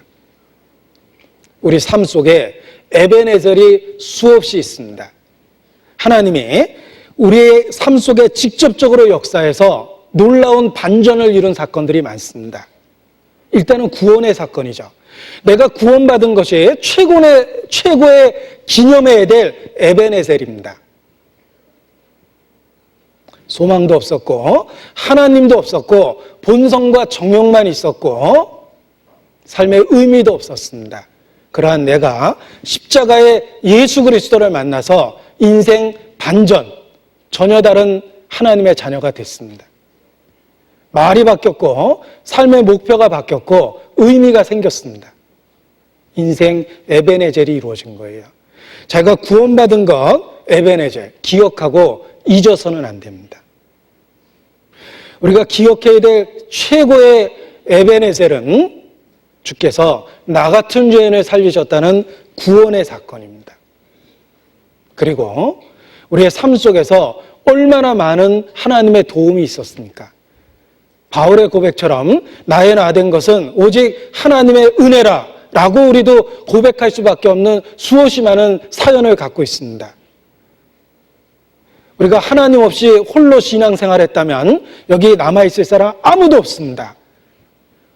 우리는 여러 가지 일을 겪었고 시험도 받았고 유혹도 받았고 흔들렸고 뒤뚱거렸고 넘어졌던 적도 있습니다. 그럼에도 불구하고 이 순간 하나님의 이름을 부르고 있고 복음의 진리를 공감하고 있고 주의 몸된 교회에 아직 있습니다. 수없이 많은 에벤에젤이 있는 거예요. 여러분 그거 잊어버리면 안 됩니다. 마음의 기념의 돌, 도움의 돌을 세우고 마음에 기억해야 돼요. 우리 삶을 뒤돌아봤을 때 결코 잊어서는 안 되는 하나님의 역사심이 있습니다. 도움의 돌을 세우고 그걸 마음에 간직하고 살아야 됩니다. 그 수없이 많은 기억이 현재의 유혹을 이길 수 있게 만들어주는 거예요. 남자 여자가 사랑을 하고 수없이 많은 위기를 겪어내고 부부가 되고 삶의 모진 풍파를 함께 겪어왔습니다. 조강지처라고 그러죠. 어려움을 함께 겪어낸 조강지처. 삶을 뒤돌아보십시오. 함께 겪었던 수없이 많은 일들이 있습니다. 그러한 일들이 진정한 부부가 되게 만들어주는 거예요.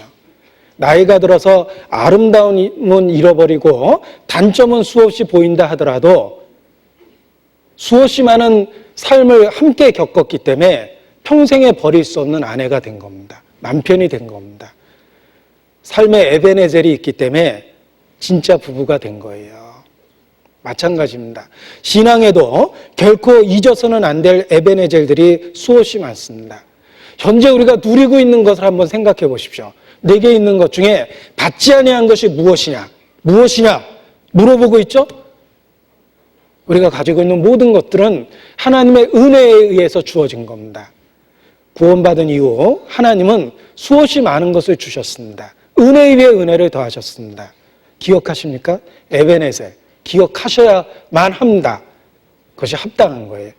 은혜를 정말 받았다면 우리 마음에 에벤에셀이라는 돌이 서 있고 마음판에 새겨져 있어야 됩니다. 주께서 여기까지 나를 도우셨다라는 개인적 기록이 있어야 돼요. 그 수없이 많은 기념되는 기억들이 현재의 유혹을 이기게 해주고 현재의 어려움을 견디게 해주고 그리고 힘있게 살 수 있게 만들어주는 겁니다. 우리 마음에도 수없이 많은 에베네젤이 있다. 마땅히 세워야 될, 기억해야 될 돌들이 있다라는 것을 기억하셔야 됩니다. 저는 신앙생활하면서 성경을 여러 차례 바꿔볼 수밖에 없었습니다. 그런데 바뀐 성경을 다시 펴서 보면 거기에 특별하게 강조돼서 밑줄이 쳐 있고 깨달아진 것에 대한 메모가 되어 있는 구절을 읽을 때마다 그때 왜 어떤 상황에서 이 구절이 내게 큰 힘이 됐는지 다시 일깨워지고, 그리고 내가 잊어버렸던 세세한 하나님의 은혜들을 다시 생각하게 됩니다. 우리가 부모의 은혜도 어린 시절을 뒤돌아보면서 잊어버렸던 부모의 은혜를 기억하고 그리움을 마음에 갖게 되는 경우가 있습니다. 부모에 대한 감사를 새삼 느끼게 되는 경우가 있습니다. 우리의 옛 성경책에도 수없이 많은 에베네젤이 있어요. 그리고 지금도 마찬가지예요. 우리의 성경책 속에 정말 내가 어떤 상황 속에서 도움이 됐던 구절이 있다면 거기에 밑줄을 긋고 메모를 하고 기억할 수 있는 에베네젤을 만들어야 돼요. 그 수없이 많은 기억들이 우리의 신앙생활을, 현재를 강하게 만드는 겁니다.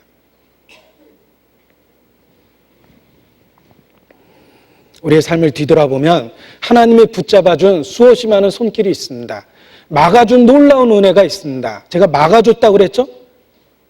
사무엘이 사는 동안 블레셋을 막았습니다. 하나님께서 그의 손길로 블레셋을 막았다라고 표현했는데, 마찬가지로 우리 삶 속에 수없이 많은 블레셋이 다양하게 있었음에도 불구하고 하나님이 막아준 기억이 있습니다. 그때 하나님이 막아주고 잡아주지 않았다면 옛날에 실족하고 넘어졌던 수없이 많은 위기들이 있습니다. 우리는 그걸 기억하고 에베네젤이라는 도움의 돌, 기억할 수 있는 돌을 세워야 됩니다. 그리고 그 은혜를 기억하면 정말 오늘 하루를 벅찬 감동으로 살 수 있습니다. 그리고 지금까지 어떠한 은혜로 지켜줬는지를 기억하면 불안한 미래에 대한 확신도 생깁니다. 지금까지 지켜주셨다면 앞으로도 지켜줄 거라는 확신이 있기 때문에 그렇습니다. 그래서 그 수없이 많은 에베네젤이라는 기억하는 사건을 통해서 우리의 오늘의 신앙이 강해지고 오늘 주님 안에서 살고자 하는 결단이 생기는 겁니다.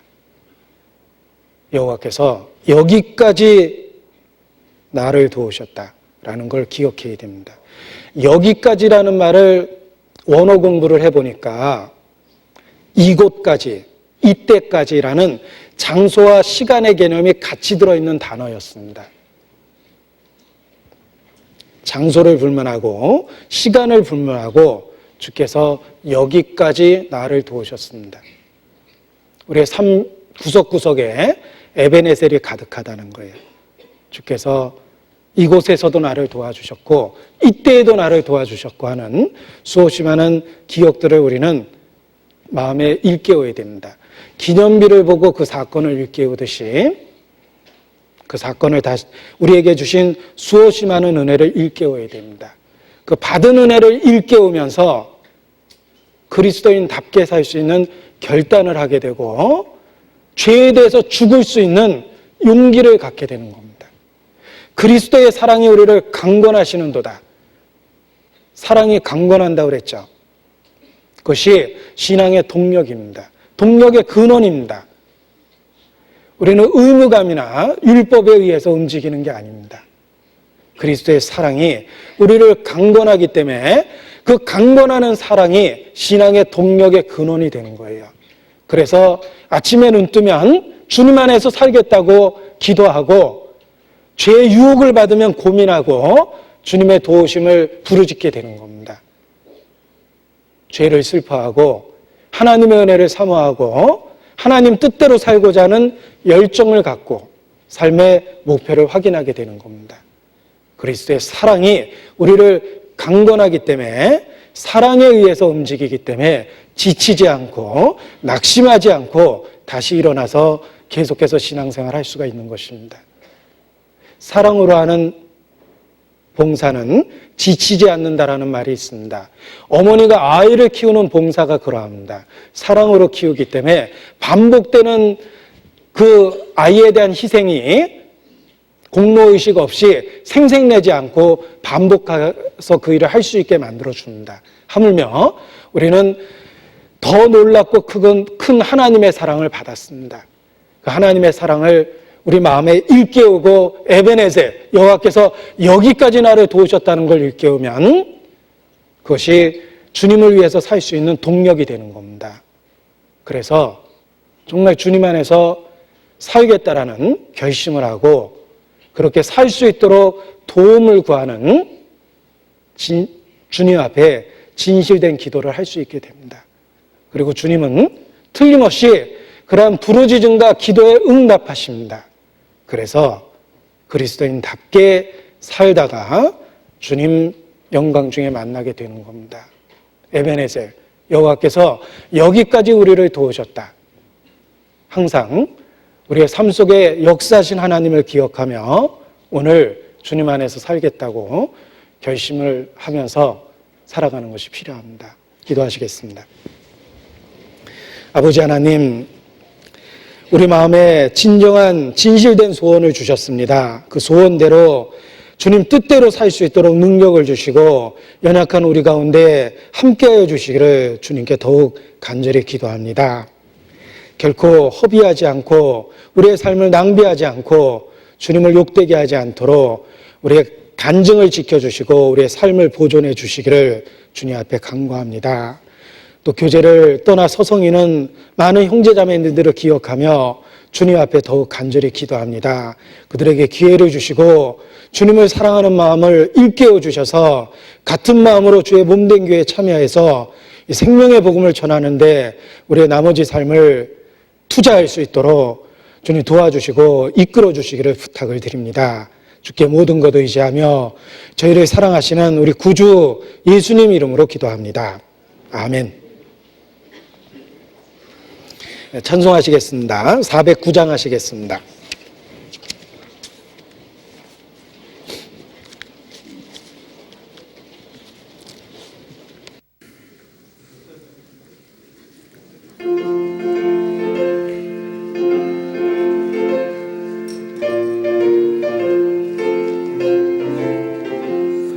목마른 내 영혼 주가 이미 허락한 그 귀한 영생소 주여 갈망합니다.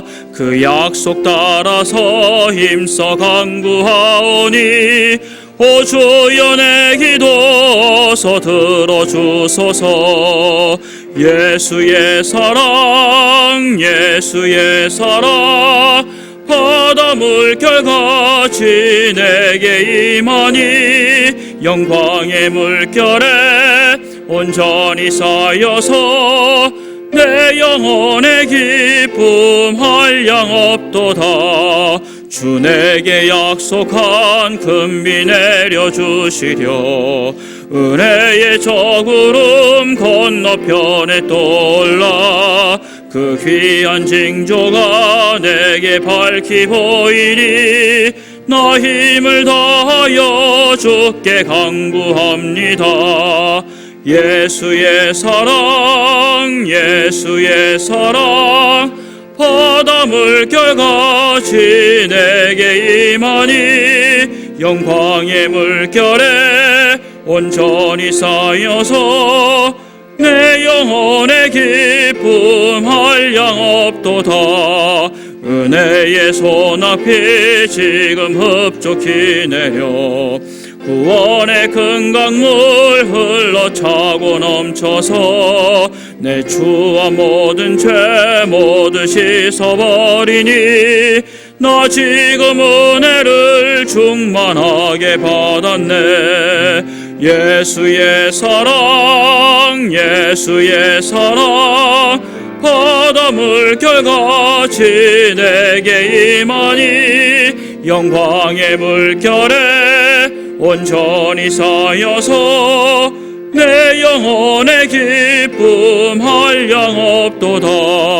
그 차고 넘치는 주의 은혜의 물결 힘차게 밀려와 내게 만족하오니 오 할렐루야로 주를 찬송하오니 내 맘의 기쁨이 항상 충만함이라 예수의 사랑 예수의 사랑 바다 물결같이 내게 임하니 영광의 물결에 온전히 쌓여서 내 영혼의 기쁨 한량 없도다. 네, 광고 말씀 있으시겠습니다.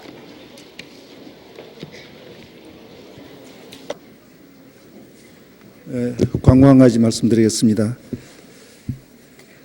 신림교구 252구에 살고 계시는 교회학교 중학교 2학년 교사로 교제하시는 김유정 자매님께서 어제 급성 백혈병으로 보람의 병원에 입원했습니다.